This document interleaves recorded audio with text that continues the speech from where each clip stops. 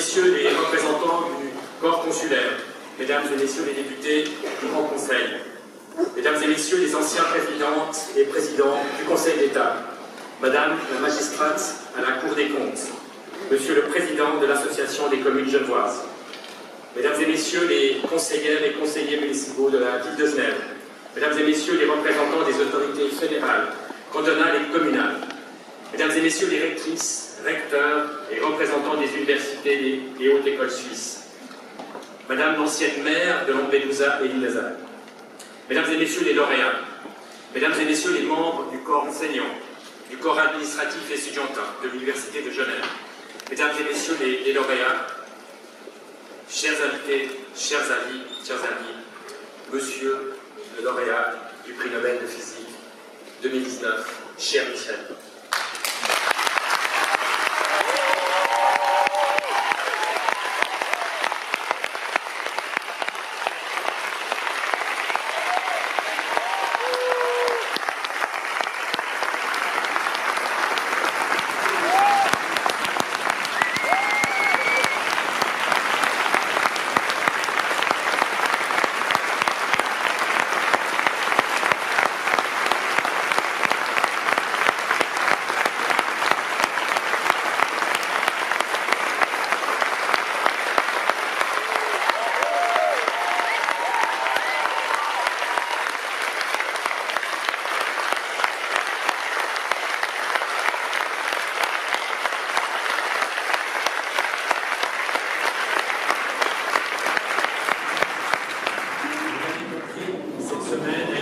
Extraordinaire pour l'Université de Genève, extraordinaire pour Genève, extraordinaire pour la Suisse et le monde scientifique helvétique.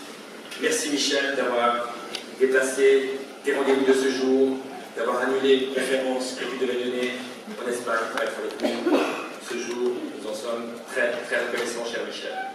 Je vous adresse à toutes et à tous une très chaleureuse bienvenue à la cérémonie du Dies Academicus 2019.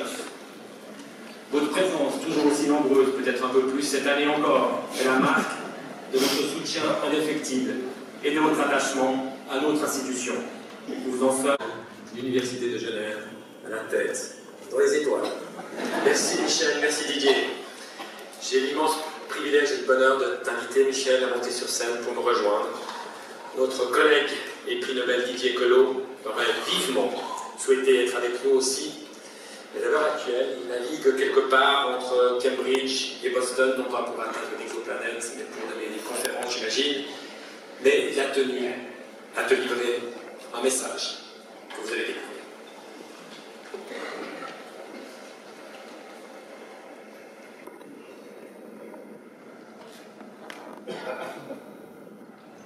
Bonjour Michel, c'est une surprise. Malheureusement, je ne peux pas être avec toi et avec vous tous, mais je tenais absolument à m'associer à cet événement important de l'Université de Genève. Eh bien, 25 ans déjà, et quel cadeau le prix Nobel nous a fait. Quel cadeau il a fait pour notre travail, à tous les gens qui ont participé au département d'astronomie, à la faculté des sciences, à l'Université de Genève, à la région lémanique, la Suisse, et à l'ensemble de tous les travaux qui se font dans le domaine des exoplanètes. Et je pensais que c'était vraiment important de le souligner et de le communiquer à vous tous ici présents.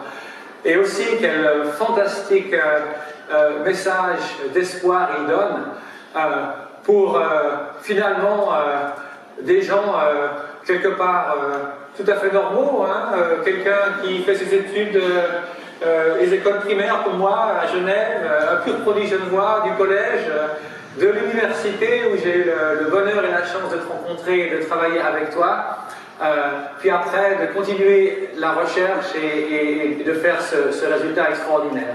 Alors je voulais vous souhaiter à tous une excellente matinée et vous dire à quel point cet événement est extraordinaire et je suis vraiment enchanté et heureux de le partager avec vous.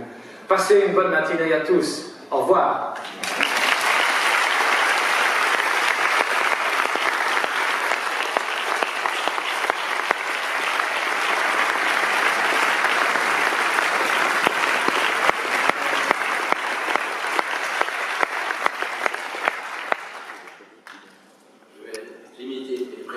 Salutations, chers amis de l'Université de Genève.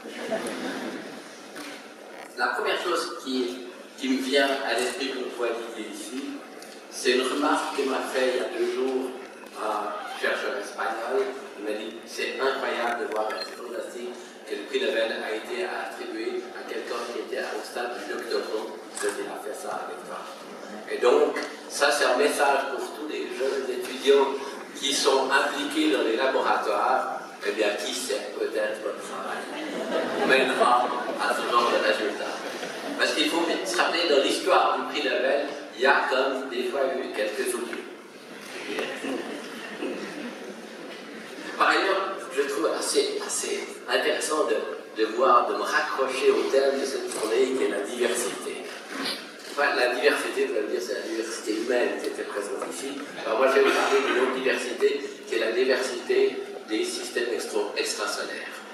En fait, il y a 25 ans et quelques années, eh bien, l'idée naïve était que oui, il devait y avoir d'autres planètes, d'autres systèmes planétaires, mais qui devaient naïvement être un peu du même style que le nôtre. Et ce que l'on a appris au cours des 2 dernières décennies, eh bien, c'est qu'il y a une différence, une diversité des systèmes planétaires. Il y a des planètes qui ont quelques heures de période, des planètes qui ont des orbites incroyablement allongées, etc. Donc, diversité, et moi je suis très reconnaissant à la diversité. Pour une raison très pratique, sans elle je ne serais pas ici. Je vais aussi essayer de préciser ma pensée. Comment dire, la planète que l'on a découverte avec Olivier, voici 24 ans, eh bien, a une période, c'est une planète un peu comme Jupiter, mais elle a une période orbitale, donc le temps pour faire un tour autour de son étoile, de seulement 4 jours. Et la théorie prédisait qu'il ne pouvait pas exister de planète de ce type-là, avec des périodes plus courtes que 10 ans. Voilà. On avait seulement une différence d'un facteur 1000 par rapport à ce que prédisait la théorie. Et voilà. Et donc, probablement, sans cette ruse de la nature pour nous créer des planètes avec des périodes aussi courtes, eh bien, certainement, on aurait dû attendre plusieurs décennies pour arriver éventuellement à découvrir. On serait certainement pas ici aujourd'hui. Bon, comme peut-être la lecteur a évoqué, j'étais en Espagne ce jour dernier pour faire des conférences dans différents endroits et j'ai reçu une invitation forte du lecteur qui m'espérait bien que je vienne ici. Et j'ai bénéficié de la compréhension de certains de mes collègues qui organisaient ces conférences en Espagne pour dire Michel, tu dois y aller. Donc, en fait, je suis très heureux d'être là. J'ai peut-être un mot final à dire dans ce domaine, c'est la gratitude que j'ai à, d'une part, l'Université de Genève, mais d'autre part, le Fonds national suisse de la recherche, qui nous ont aidés, qui nous ont supportés dans nos recherches pendant plusieurs décennies.